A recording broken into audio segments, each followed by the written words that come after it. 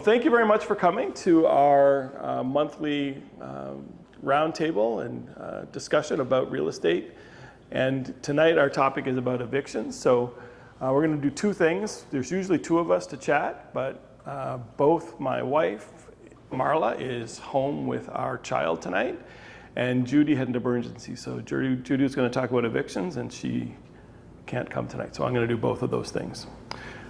So I think what we'll do is we'll make sure that our video operator, Chris, has a good demarcation point for each topic. So we will start talking about the market, and then we'll come back and we'll talk about evictions. And we've had a request from people watching afterwards if we could hold questions till the end of whatever we're presenting, and then you ask whatever questions you like. Apparently they're struggling to make it through all the questions, so that's fine. We'll do that for them. All right, let's talk about the market. So the first thing I want to do is talk a little bit about where the Windsor market is as of the end of August.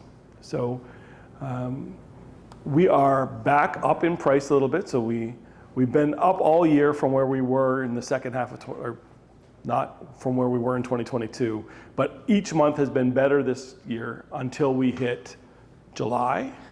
And then I use the median price when I'm calculating how well the market's doing, because it's closer to the price points that we use for rentals. The average price has some noise from more expensive houses, so I use the median price because it's closer to the middle and lower end of the spectrum. So we are almost flat between July and August. I think we're at 512. Yeah, we're at 512, up a little over 7% from where it was last August. Now, last August we were just coming out of the very bottom of the market. So it is the first month though where the median price is higher this year than it was last year in the same month, right? So we're up 7.79%, or maybe the second month. Might happen, it happened in July too, maybe. July we were almost even, and then this month we are higher this August than we were last August. All of that means that I think the big trough in the housing market's over. So for those who are investors, the super sales are over. And the market is returning to some form of growth pattern that it was in for 2 years very steadily. I don't predict that we're going to go back to 35% a year like we did for both 2020 and 2021, but we're on our way back up.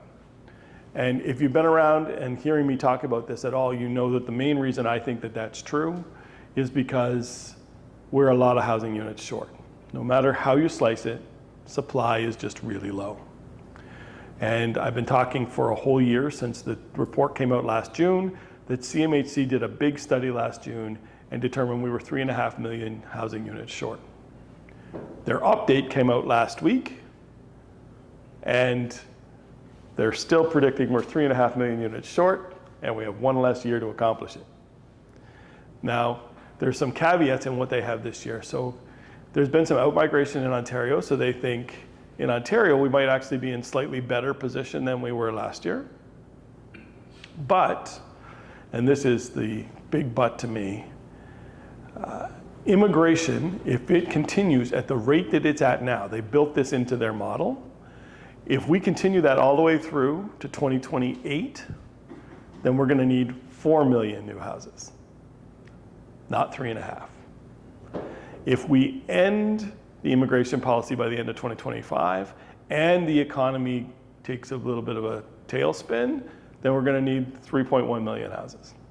So any way you slice it, we are really low on supply. And I don't think immigration is going anywhere. We'll see. I think immigration is becoming a topic that Canadians are talking about. I think that there's some anti-immigration sentiment that is creeping into the population. And I think all leaders of all political parties, except maybe Maxime Bernier, feel like that's just a hot potato they don't want to touch, because we need immigration in Canada to stay productive. immigration's been a very good investment for our government. But I also understand the municipal governments mostly that are dealing with the housing crunch is when you're promising, the land of opportunity that is Canada, and then people get here and there's no place to live, that's a real challenge. So we'll see what happens with that. I don't think there's going to be government policy change that's going to change immigration, but there might be immigration preferences that change our immigration rates if there's just no place to live when you get here. Like that also will, it's not like the internet isn't well known around the world, so that those stories can be followed by anybody who's doing homework on whether or not they want to come to Canada, right? So that might have an impact, I don't know. And then there is some conversation. The only conversation I'm hearing from politicians about maybe tightening things is on what I call the big loophole in immigration in Canada. So we have a very challenging point system that we've been lauded all over the world for bringing highly productive, educated people to Canada. But it's really hard to score enough points on that system to come here. I don't know if anybody's been through it, but I haven't, but I understand that's a really challenging thing to do. So what I call the giant immigration loophole is we've really relaxed our requirements for students to stay in Canada.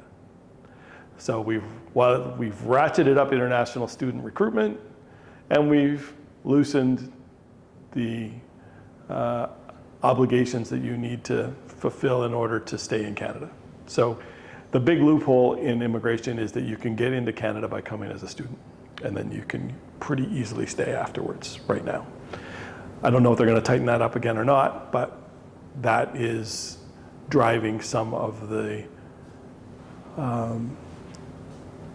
targeted numbers that the federal government is trying to attain. It's difficult to have 500,000 people a year immigrate to a country that has as much snow as ours. For some people that will just be like, yeah, no, I'm not going there. That's cold. I'm not going to that country. I'll go someplace else. Take me to Australia. Take me somewhere else. I'm not going there, which is their loss because Canada's the best country on earth as far as I'm concerned. So that's the primary driver of what's going on with housing in Canada, is that we just don't have enough supply. And then in Windsor, I think what will drive our market, in addition to the fact that there's not enough supply, that shovels have not gone in the ground very much since we've increased interest rates, is we've got a ton of workers coming here, right? With the 5 big projects, we've talked about these ad nauseum around here. So you've got the bridge and an Amazon fulfillment center, and the battery plants finally worked out all of their subsidy situations, and so they're off and running. There's a big new hospital coming, and the bridge that's being built right now. So all of those things are big market movers for a place the size of Windsor, and I think that will put a real floor on rentals. So the newest news on the housing front is Trudeau's announcement this week, in London, Ontario, that they're going to waive HST or GST on new build multifamily housing. Okay. How does that impact you as an investor in Windsor? Well, not very much, I would say. I think what it will do is encourage people to put shovels in the ground. So it's kind of an offset to the interest increases that there have been. So there will be, if I'm an economist and they make it easier and cheaper to build, and that HST or GST gets removed from your equation, then it's easier to get in the ground. So theoretically, we'll get more housing. More housing will slow the increase of rental rates. I don't think they will reduce rental rates, but I think they will slow the increase of rental rates. I just don't think they can build housing fast enough to make enough people a place to live for us to have a glut of housing, and rental rates will fall.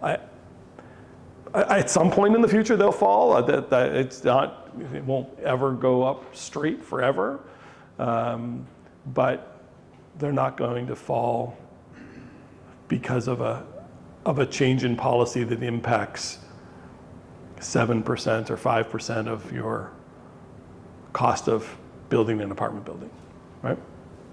But I'm sure that it does mitigate some of the increases in interest. I'm sure that's exactly why they did it.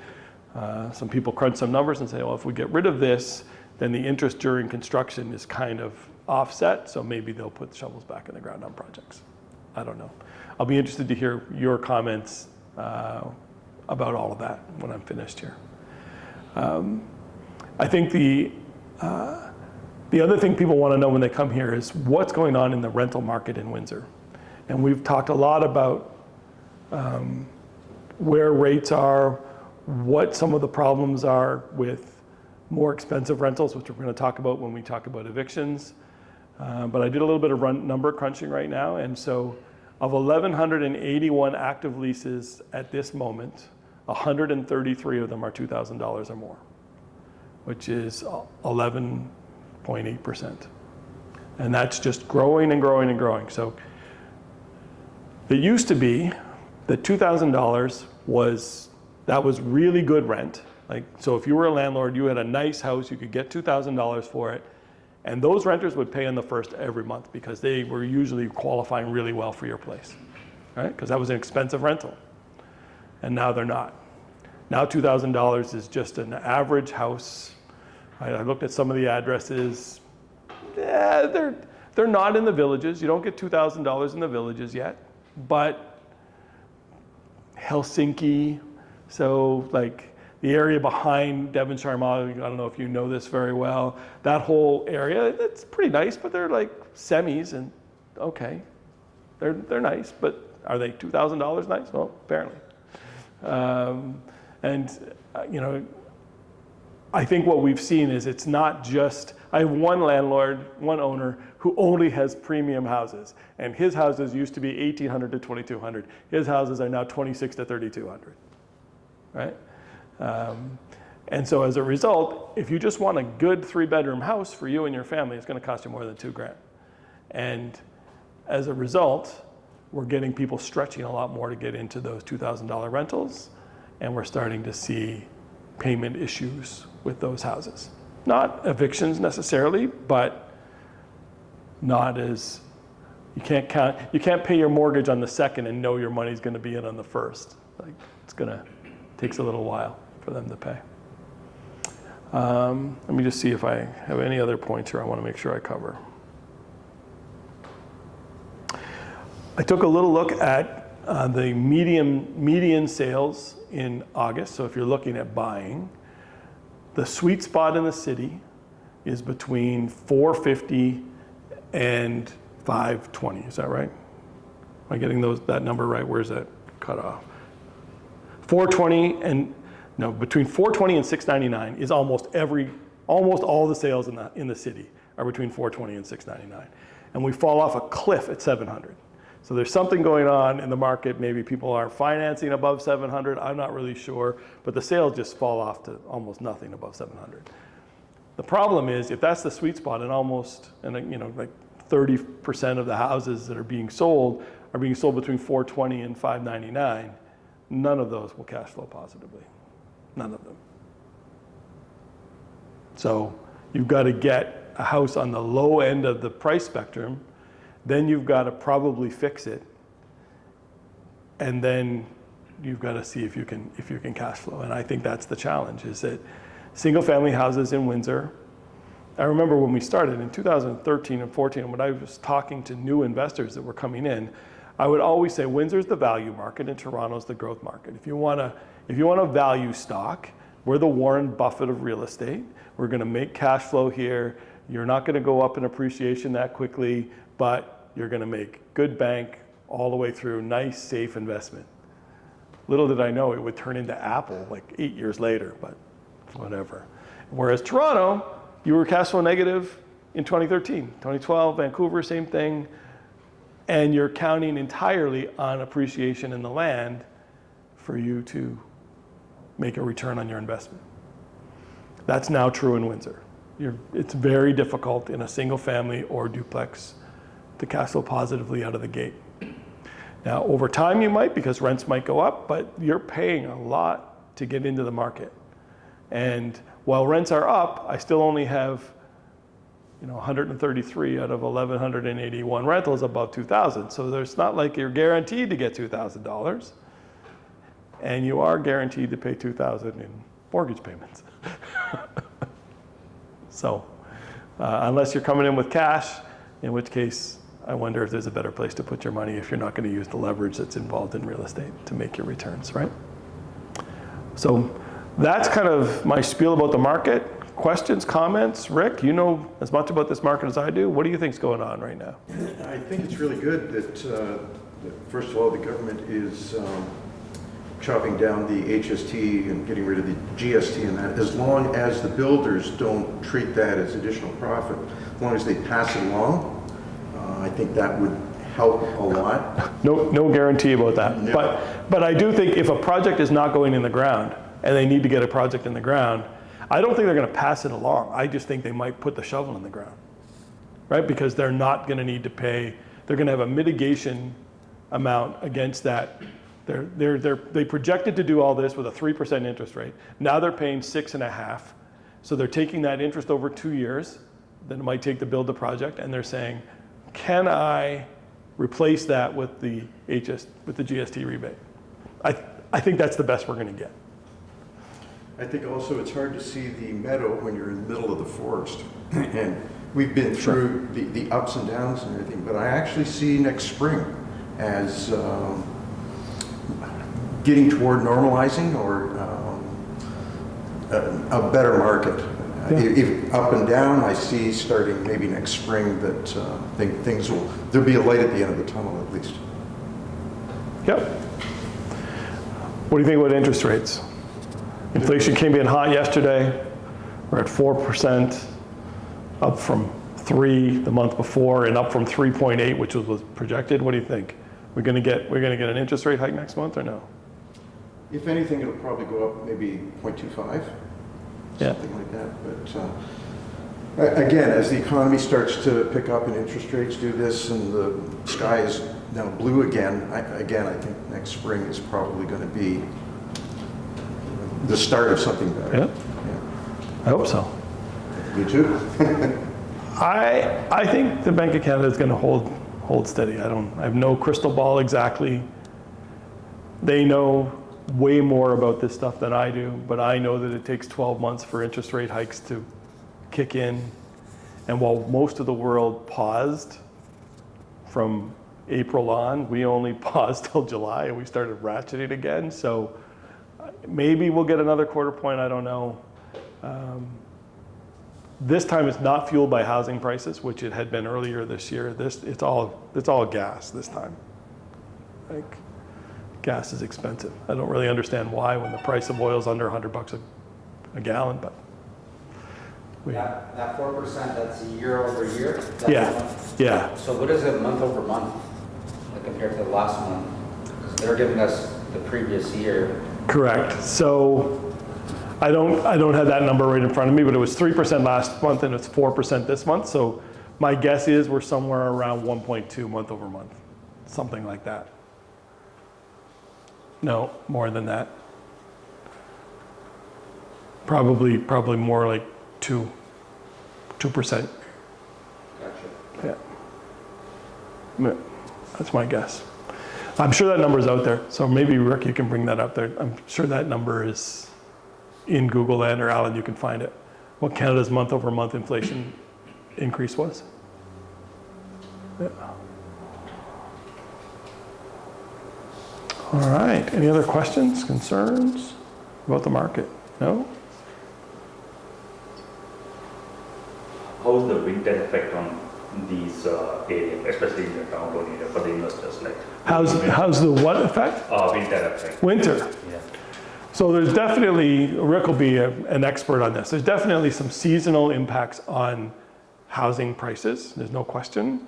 So I think right now we're in a strong season, like after coming out of a kind of a slower summer seasonally, but then end of November, we fall off a cliff, something like that. First week in December. First week in December, and we don't sell much until the end of January, that kind of thing. And then it's kind of a slow rise again until we peak in April or May, going into June, and then like the closings are all in June, and then as soon as we hit summer and the school's out, we seem to fall off again, and nobody wants to buy a house, and then we pick up again in the fall. So I don't, those are true all the time. That's just, I don't know, social psychology of people buying houses. No, nobody wants to buy in December. Correct. December because you're Correct. not gonna be moving in and out. That's right. That's right. And For all, unless the closings in June, July, August for the kids. yeah, that's right. That's right. So by the time you get to the end of June, it's difficult to have your closing sometimes by the end of August. So that's what slows things down, is that people don't want to move their kids in the middle of a school year.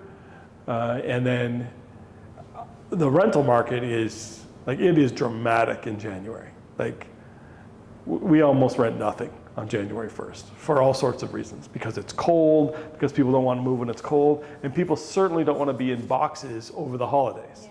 And so, You're in boxes and so January 1st, we see almost like virtually, I think one year we had 7 move-ins in January, like almost nothing. So if you're a landlord and you've got stuff on the market, get it priced to go in the next 6 weeks, because after that, you're looking at another 6 or 8 weeks before it moves. So if you're panicked about that, call Chad.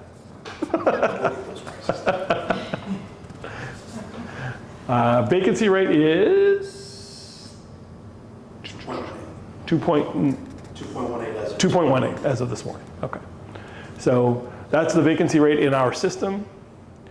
That's a little bit better than under 2 where it was before. I'd rather see it at 3. 3 is kind of a perfect number for me. It's great for the landlords, and because you get rent coming in, and it also allows you to have some price stabilization. When someone moves out, you can reset to market. And as we drop below 3, and we're at just 2.18, there's really no place for anyone to go. So nobody leaves. So as the vacancy rate drops below 3, we start getting just stuck, right? People who want to leave won't leave because they can't find a place to go to. So that doesn't create a domino effect where their place is open. So as the interest rate hovers around 2%, that's a little low. It means that rent control will work better in Ontario than it otherwise does, because nobody can leave. All right. Any questions from anyone? Or shall we move on to evictions?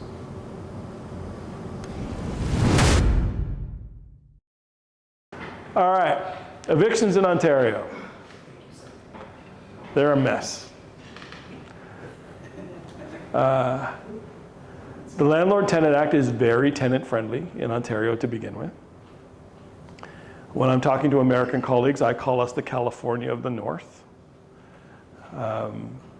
But the one thing you could always rely on is that if people didn't pay, you could evict them if they don't pay, right? That's a major tenet of making the free market economy work, is if someone doesn't pay for something, they need to not enjoy the benefits of it, right? And in sort of regular, what I would call regular times over most of the last 10 years, we would tell landlords that they needed to plan for 2 months of no rent, maybe 3, total, from the decision to evict someone until you were getting rent from somebody new in that apartment, right? That was 8 to 12 weeks once upon a time. Not today.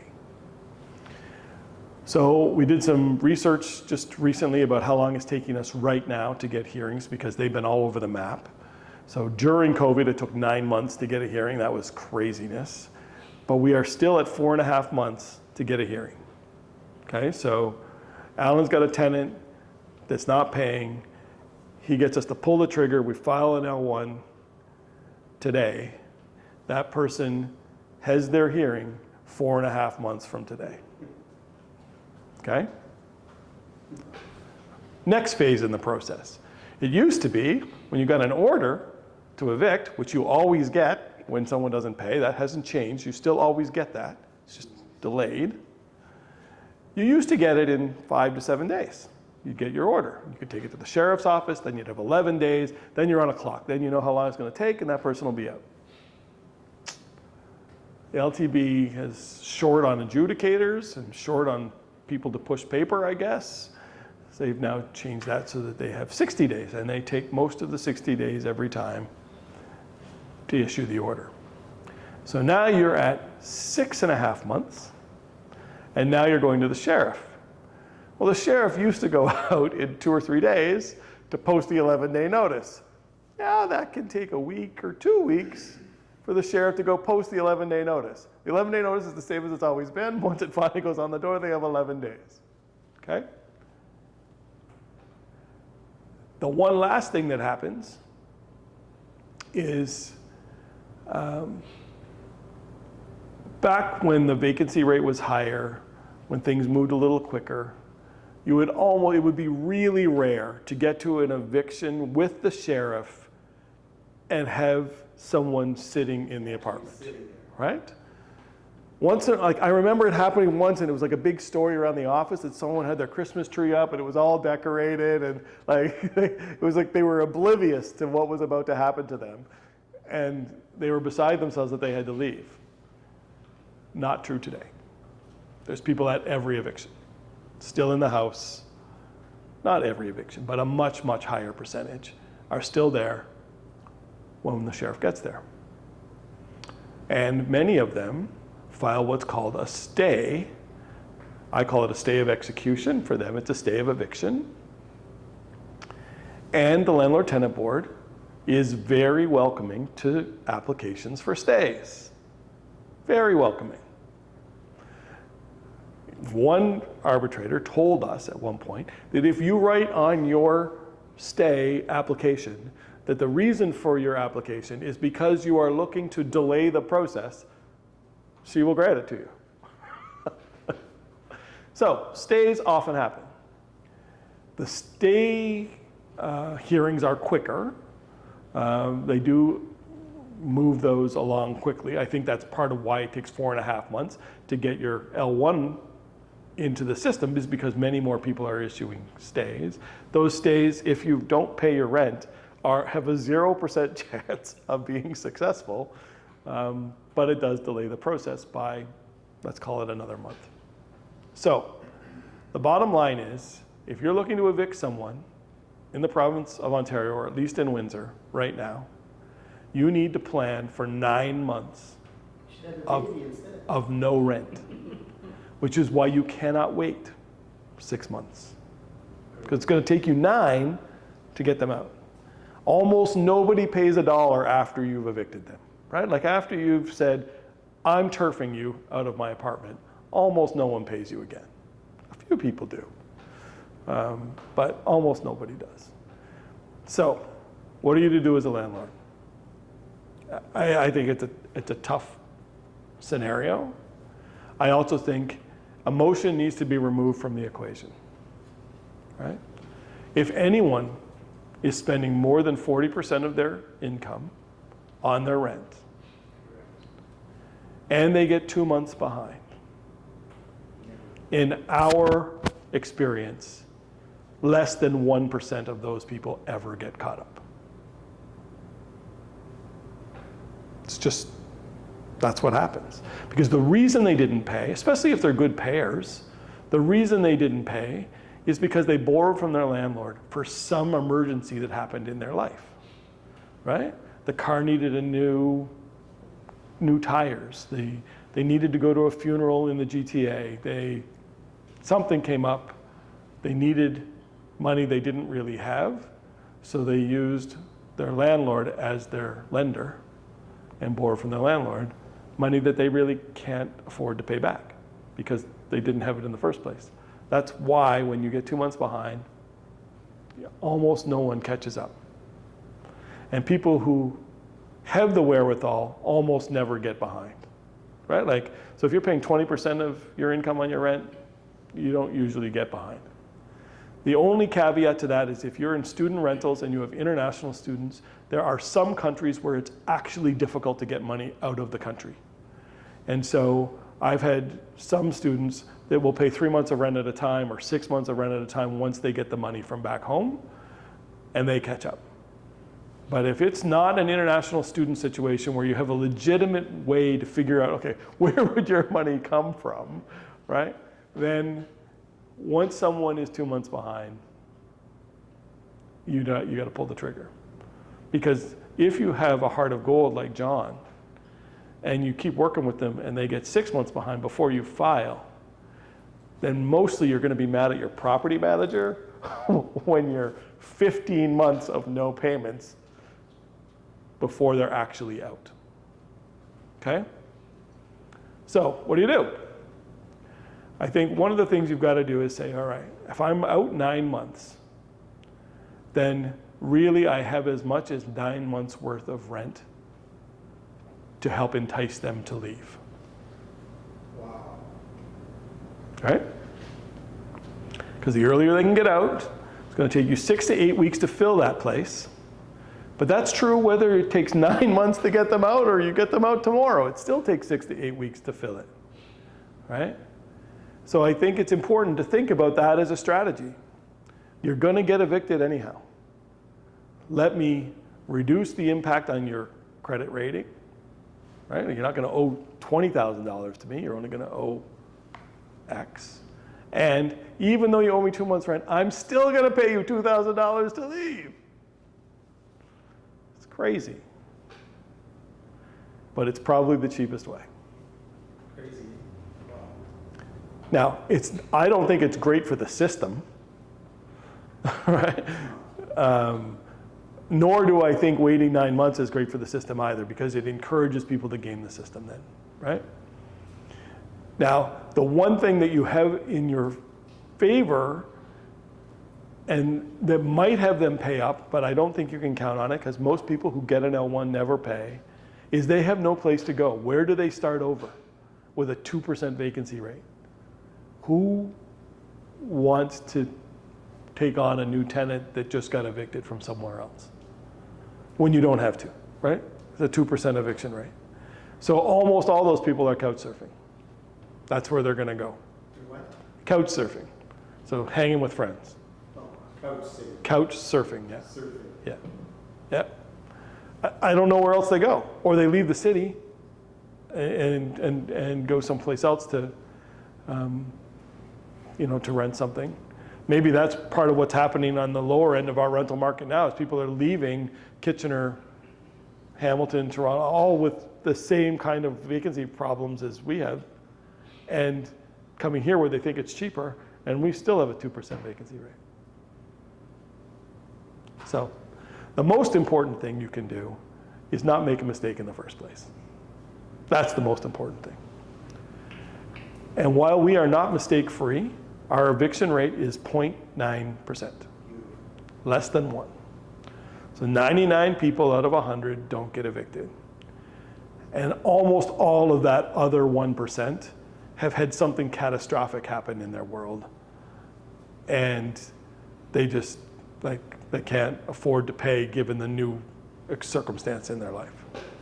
All right, so multiple job loss. Like if both people lose a job in a household, there's going to be a problem. I think if we have a prolonged strike pay is going to be a problem for lots of people who have, if we have 2 people working in a plant and they're paying $2,200 in rent, and their strike pays half of what they made when they were working, if that strike goes on for a long time, they're going to have trouble, real trouble, right? And you're not, if you're a landlord paying a variable rate on that, you're not that encouraged to work with them because your mortgage is $2,200. So they're not even covering the maintenance costs. They might be covering property management and maybe property tax in addition to the mortgage, or maybe just the mortgage, right? Depends on how long you've owned the house. So I think it's really critical that you screen well on the front end, because the eviction process is catastrophic to your investment. And if you have a fourplex and you're evicting 2 at a time, for whatever reason, then unless that was part of your calculus at purchase price, and so you're prepared for that because your purchase price was low enough, you know, if you're 5 years in and you're supposed to be turnkey now, and all of a sudden you have 2 evictions at one time, that's expensive. It's hard. So, screening's critical. I know that we had lots of people who wanted to talk a little bit about the eviction process that are landlords that are in other places. We don't really have an opportunity for you to ask questions directly, but if you want to send your questions to clientservices@mardamanagement.com, Chad will get them to me, and I'll do the best I can to answer them for you. So if you want to send us a question about your own specific eviction situation, then we'll do what we can to help. If you are not a Marda Management client and you somehow are seeing this and you want help, we've got some services to help you just with that too. You can just hire us to come in and do some crisis management, and we can help you with your tenant problem. All right. Well, thank you very much for coming out and for watching us tonight. We'll be back next month with another fun and exciting real estate conversation.